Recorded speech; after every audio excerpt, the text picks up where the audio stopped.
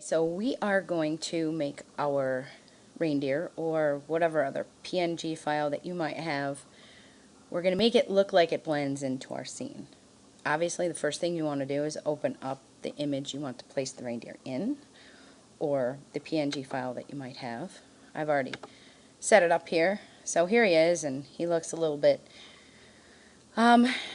different shades. Maybe the lighting's a little bit different. So first thing we're going to do is we're going to go on our background layer, and we are going to right click, and we're going to duplicate this layer, and we're just going to call this color blur, because what we're going to do, and now we're going to move this on top of our reindeer, and we're going to go filter, blur, average blur. What this does is it takes all the colors in your background and kind of averages them out, and forgive my computer for being a little slow, and it makes it so that when you put it over top of your reindeer, it helps it to blend a little bit. Okay, so that's kind of like a grayish purple. So we're going to go soft light, and then we're going to adjust it just a tad. I just bring it down because we're just doing this just a little bit. Now let's do a little before. I don't know if it's going to show very good. But yeah, so it helped him to blend just a little bit. The second thing we want to do is we want to create, normally we have shadows when there's sunlight. And even when there isn't sunlight, there is still some sort of a shadow wherever we are standing. So there's a couple ways you can do this. A lot of times what I'll do is I will click on the layer my reindeer's on, click and hold Control, and this will select all of him. You see how he's all selected? So then we're going to create a new layer, and usually what I do is I click over here by our little palette and make sure that black is in the background, or I'm not sure if this is background, foreground. I think this is foreground, this is background. So basically this is how you want it to be set up, and usually you can reset it if you already have colors here just by clicking this little thing up here. And then this thing will switch them, this little arrow. So we're going to go, now you want to go Control Delete, and this will fill it with black hopefully. Let's wait. And there we go. Okay, so now we want to take the selection off, select, deselect. And we want to blur this a little bit, so let's go to Blur, Gloss and Blur. Now you don't want it too blur, and I can't really see how much I'm blurring this. Okay, that might be just a little bit too much. I just want to soften it a bit. Okay. Now that we've done that, we press OK, and it finishes and does its thing someday. I have like a lot of things open on my computer. That's kind of how I work. You might relate to this if you are very creative. Okay, so finish.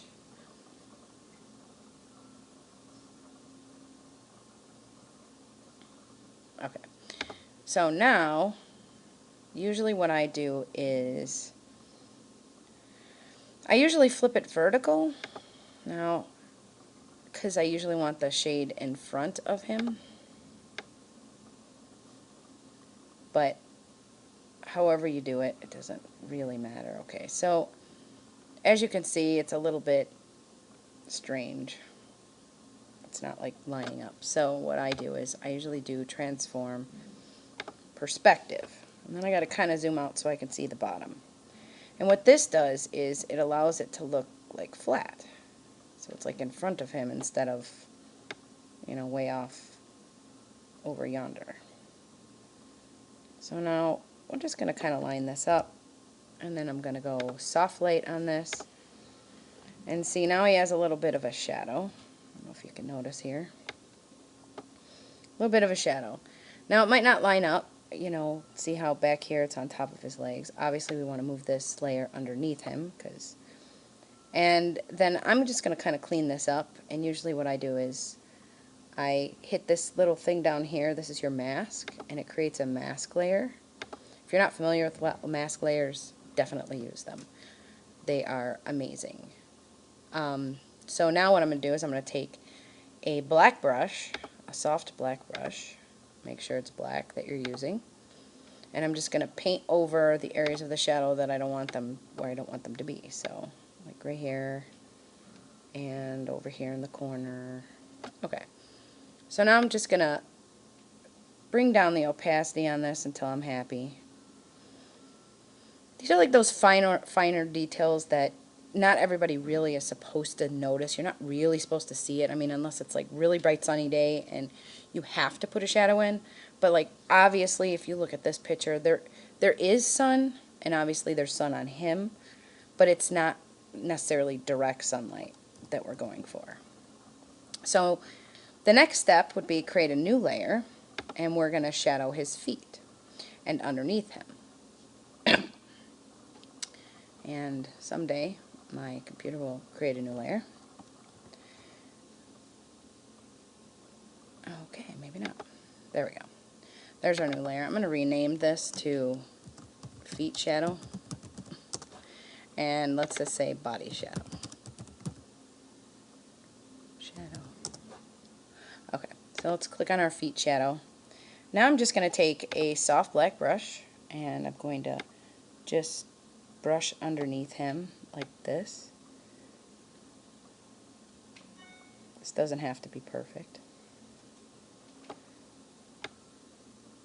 Okay, and then we're going to go soft light on this again, and then probably pull it in. I'm going to do one more shadow layer, darker feet shadow, and this one I don't want the blur, the hardness on the brush as high, so I'll just move it up. Now I'm going to zoom in a little bit because I want to go a lot more detailed here. And then I will just kind of go around. This brush is probably a little too big for this right now. Oh, see, my computer's not very happy right now with me. It's like, really? You want to record? You want to open this program? Yeah. Anyhow, making my little thing smaller. Again, this doesn't have to be perfect. It's not exact science. So just be patient with yourself. Okay. So let's go filter, blur just a tiny bit. We're not going to go as crazy blur as we do on other things. You can actually, if you do a softer brush too, you don't really have to do a blur, which actually I'm thinking I might not, because my computer's being slow. So anyways, I'm just going to lower the opacity on this a little bit. I don't know, see, it's not going to work. It's going to need a bar. Sorry. There we go. It's about 9. No, I don't want it that. You want it just so it's not a really super hard edge. Okay. Now the good thing, now see, we have a little bit of, we might want to actually bring this up just a little more. Now we want to go to our reindeer. And what we're going to do with our reindeer is we're going to create that magical mask I was talking about before that we did on the body shadow layer. And then we're going to take a black brush, and sometimes I do it a little bigger and a little bit softer, and because it's got grass on the feet, so we don't want grass on his feet. What we want is, we want snow on his feet. So this is what we're going to do. Create the snow on his feet like so. Cover up the grass.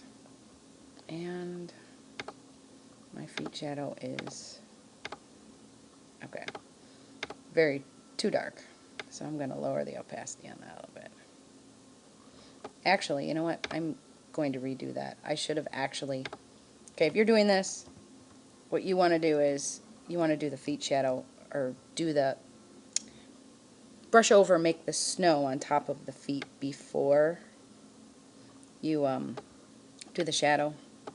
Because, well, you know, it's not an exact science. And I think what I want to do, because normally I do that when I'm not doing snow. I do the other technique, so. But anyways, we're going to go around here real soft. I could even go a little smaller. But this is just to kind of set it in there so you can kind of distinguish. It's not all funny blended. Let's go gloss and blur a little bit. I probably should have even made that line a little bit thinner, but you'll get the idea. Okay, so we're going to put these all together. Oh wait, except for the reindeer. But I want you to see the difference. This is something that takes practice and time to get right, and you can just keep shading and, oops, wrong guy. And then we get rid of this. But you see how this all makes a difference. I could probably even bring some of these down or up a little bit. Okay, so the next thing that you can do to further make them kind of stand in would be to make a shadow. And usually how I do this is I create a new layer, and I usually just fill it. Well, actually, we can do this. Let's do duplicate layer, duplicate your background layer, filter, go to image, wait, no, it's edit. Oh, it's filter, high pass, and we're not really, oh, I wanted to do actually desaturate, so that's why I did it. Edit, image, filter, where's desaturate? Now I forget. Oh, adjustments, under adjustments. So it's image, adjustments, desaturate. And then we want to go to filter, other, high pass. Now, we don't really want this super high, so just put it down to like whatever, 1.9 is fine, 1.5, it doesn't really matter. And then this gives us a layer that we can kind of, so move this up to the top and make it soft light. Now you're not going to notice a difference, but what you will notice is what we're going to do now is we're going to do black, and you're just going to take a black brush and kind of lay out where you want the shadows to be. So sun's coming up here, so maybe we want to shadow him a little bit here. Don't worry if it's perfect, it's not a big deal. I'm just going to draw right on him, where kind of where the shadows would be on him. Like I said, be patient with yourself. This kind of takes time to kind of get it to look as good as you want it to be. Just remember, filter blur is your friend. So do a little gloss and blur. Make it really soft so it's not as bold. Okay. It's not previewing it on the image as much as I want to. Okay, it's a little too much, I think. Usually I do it about 29-30. That seems to blur it enough. And then what you can do is you can lower your opacity to however you feel comfortable. So what I'm going to do again is I'm going to do the same thing. Oops, I keep making a new layer. I'm sorry. You go to background layer, duplicate layer, okay, and then you want to go to image, adjust, desaturate, and then we're going to go filter, other, high pass. We're going to keep our settings the same. Okay. Come on now. Takes a little time on my computer right now. Do.